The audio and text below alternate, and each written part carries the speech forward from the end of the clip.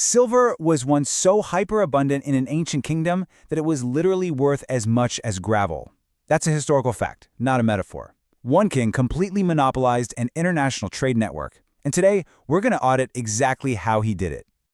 Welcome to The Explainer. Let's dive right into this case study on how one ancient ruler essentially cornered international commerce and what that massive monopoly ultimately cost him. Section 1. The geographic choke point. So on paper, this economic boom absolutely should not have worked. Look at the ledger here. Israel was just a modest agrarian kingdom. They had no naval power, zero gold mines, and no major manufacturing advantages compared to neighboring empires. But they did have one massive asset. They sat directly on the ultimate trade corridor. We're talking about a giant geographic choke point connecting Africa, Arabia, and the Mediterranean. Their entire economic strategy was built purely on controlling this exact strip of land. Section 2. The monopoly business model. Think of this like a ruthless corporate strategy session. Solomon's advisors realized something pretty critical. Every single caravan moving goods between Egypt and Mesopotamia absolutely had to pass through their territory. Before this, they'd just been passing through for free, but the merchants had no alternative routes unless they wanted to risk spending months dying in the brutal desert. Solomon recognized the incredible leverage he held here. The new policy was incredibly simple and highly aggressive. They weren't selling a product. They were selling the only road. It's a pure infrastructure monopoly. From then on, every single caravan paid a toll, and every foreign trader paid licensing fees. The really crucial point here is comparing these two aggressive revenue streams.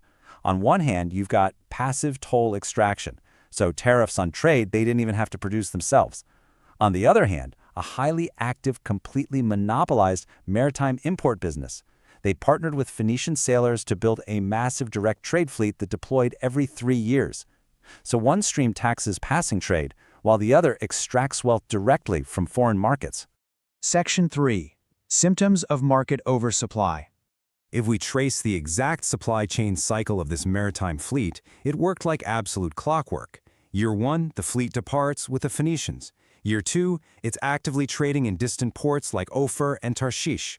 And then in year 3, it returns completely loaded with foreign market wealth.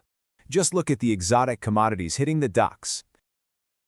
Immense quantities of gold, silver, ivory, and even weird luxuries like apes and peacocks that literally nobody else in the region could source. It was so remarkably effective that foreign rulers, like the Queen of Sheba, started bypassing regional middlemen entirely. They started arriving in person with camel caravans loaded with spices just to negotiate access directly with Solomon. 200. Gold became so hyperabundant that Solomon had 200 ceremonial shields manufactured out of pure gold just to hang them on the walls. They were completely decorative. Listen, when you're stamping military hardware out of soft precious metals just for decoration, your market is utterly oversupplied. And this perfectly illustrates a toll booth economy. It's a business model where you capture massive margins simply by controlling choke points. It scales incredibly fast because you don't actually build goods, you just capture transit. But it only scales until you hit the absolute limit of what people are willing to pay. Section 4. The hidden balance sheet. Okay, let's do an audit of these staggering hidden operating liabilities that were actually funding this entire enterprise. To maintain this massive infrastructure, Solomon relied on huge forced labor conscription and incredibly heavy regional taxation across the 12 tribal regions. Plus, his court included 700 wives and 300 concubines. Those weren't just romantic entanglements, they were incredibly expensive political marriage alliances that came with massive financial obligations and constant diplomatic overhead. We really have to contrast this public narrative against the actual reality on the ground. You've got record high revenue at the top, sure, but the hidden cost was forced labor and an incredibly dangerous internal strain brewing across the kingdom. The wealth was absolutely real, but so was the brutal balance sheet that nobody was showing the public. Section 5. The market correction.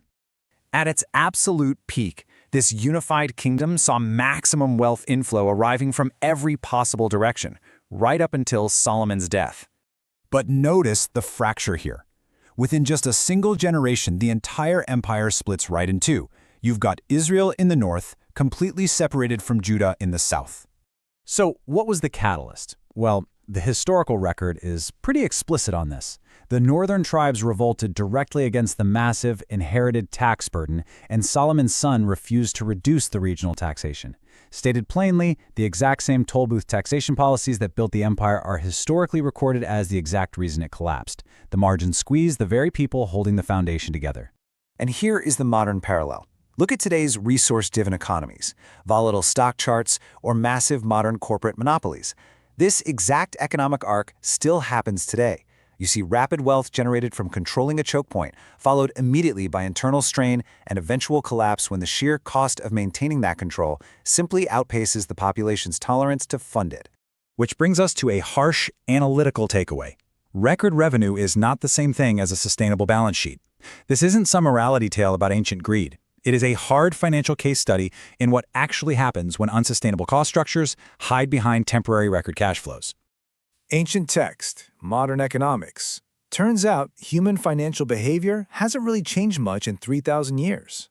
In our next explainer, The Widow's Oil, we're going to break down ancient liquidity, leverage, and the exact mechanics of turning an illiquid asset into cash fast. But until then, I want you to take a look at the monopolies in your own life, the platforms and the choke points you pay tolls to every single day, and ask yourself, how close are they to pushing their hidden balance sheet just a little too far?